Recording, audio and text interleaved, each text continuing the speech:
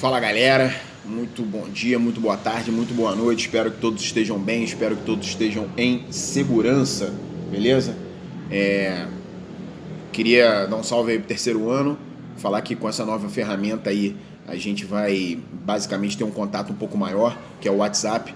Vocês já tinham um grupo do WhatsApp, o Gil incluiu a nós, professores, e aí eu acho bacana porque essa interação fica mais direta e vocês, claro, tendo qualquer tipo de dúvida, vocês podem aí nos procurar, no meu caso aí, no horário comercial, fiquem à vontade, sem problema nenhum. Vocês podem tirar qualquer dúvida ou qualquer tipo de esclarecimento, beleza?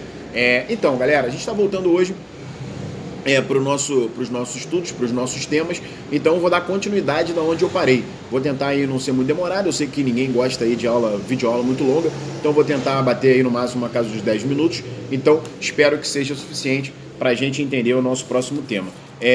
Eu vou pedir, aí é um pedido que eu faço para vocês, eu sei que a gente não tem material didático, galera, mas todo mundo tem acesso à internet. Se vocês estão vendo esse vídeo é porque vocês têm acesso à internet. Tendo acesso à internet, acho bacana que vocês procurem todos os temas que eu falar com vocês, seja de história, de geografia, de filosofia, de sociologia, todos os temas têm de fácil acesso na internet. Então, por exemplo, para a aula de hoje a gente vai falar sobre direta já e processo de redemocratização, ou seja, estamos falando do Brasil contemporâneo, estamos falando do final do período militar, do regime militar e do início do Brasil democrático, ou seja, da redemocratização do Brasil, o que nós historiadores chamamos de Nova República, que é o período que a gente está vivendo hoje, tá, galera? Que começa lá atrás, em 1985, e vai se estender até os dias atuais. Tivemos uma série de presidentes, portanto, vamos falar sobre a política do Brasil pós-ditadura militar, ok? Temos polêmicas, temos aí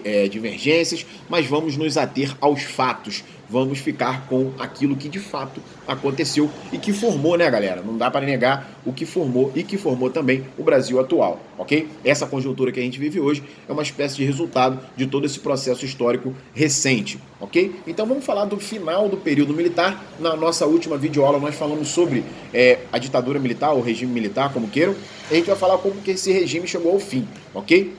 Olha só, quando a gente fala de ditadura militar ou regime militar no Brasil, a gente tem um período inicial que começa na década de 60, a gente tem o auge e endurecimento do regime, onde o autoritarismo ele cresceu bastante nas décadas, final da década de 60 com as 5, né, 1968, e na década de 70, e o final do regime, o arrefecimento, ou seja, a distensão do regime, lento, gradual e seguro, como um dos presidentes ali, o Figueiredo, acabou relatando, na década de 1980. Por que, professor, que na década de 1980 a ditadura militar ela entra em declínio e acaba? Bom, para a gente entender o fim da ditadura militar no Brasil, a gente precisa entender de maneira global, a gente precisa entender o contexto internacional, ok? Qual que era o contexto internacional naquele momento que dava fôlego para a ditadura militar, para os militares no poder aqui no Brasil? Era o contexto de Guerra Fria, né, galera? Já falamos sobre isso. Portanto, a Guerra Fria, que dividiu o mundo entre capitalismo americano e o comunismo soviético, dava força para que os americanos, ou seja,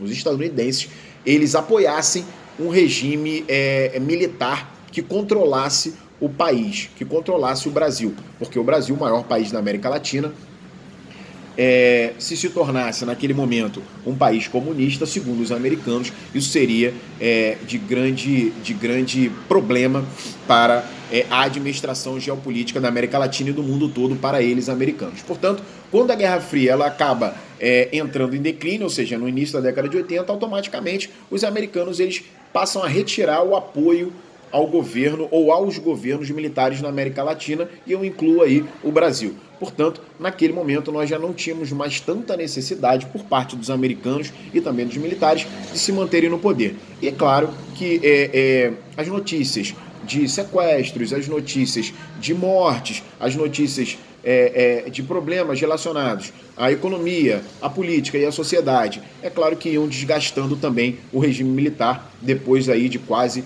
25 anos no poder. Portanto, o que nós temos aí é um arrefecimento lento, é uma saída gradual.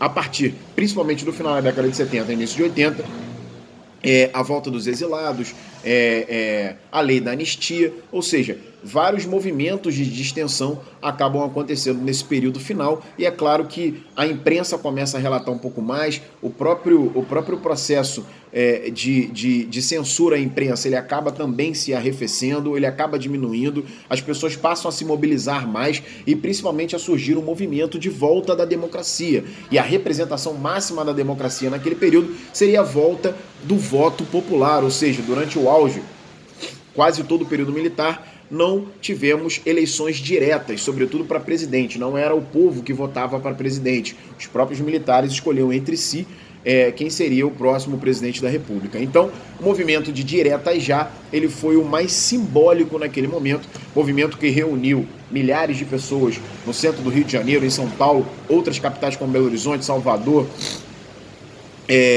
Porto Alegre, ou seja, diversos movimentos pedindo aí a volta das eleições diretas para presidente, e o nome desse movimento era justamente Diretas Já, ok? Professor, isso acontece quando? Principalmente o auge desse movimento acontece entre 82, 83 e 84. Em 1984, nós temos esses movimentos. Professor, em 85, então, perdão, nós já tivemos aí o fim da ditadura militar e a volta das eleições diretas? Não. Em 1985, nós vamos ter aí a indicação por parte dos militares do primeiro presidente civil pós-período militar, que seria o Tancredo Neves. Mas, infelizmente, o Tancredo Neves, ele acaba, na verdade, o Tancredo Neves ele foi eleito de maneira indireta pelos deputados. O Tancredo Neves, ele acaba adoecendo, falecendo, e o vice dele, José Sarney, assume. Portanto, em 1985, até 1989, nós temos aí a presidência, o controle, o comando, o governo do José Sarney, que era um civil, não era militar. Professor, a ditadura militar, portanto, tinha acabado? Sim. O que não tínhamos chegado, o que não tinha ainda, chegado ao fim, era de fato o processo não democrático. Somente em 1989 que nós vamos ter as primeiras eleições diretas pós-ditadura militar. Eleições essas que seriam vencidas por Fernando Collor de Mello, beleza? Mas sobre o Collor e os presidentes seguintes, nós vamos falar somente na próxima aula, ok? Portanto, pesquisem aí, por favor, na internet. É claro que quem tiver acesso, obviamente, quem tiver essa facilidade, essa possibilidade, esses anos finais, processo de redemocratização e também as diretas já, ok? Vou passar juntamente com esse vídeo as nossas atividades sobre esse tema para a próxima semana, ok? Portanto, cuidem-se bem e até a próxima.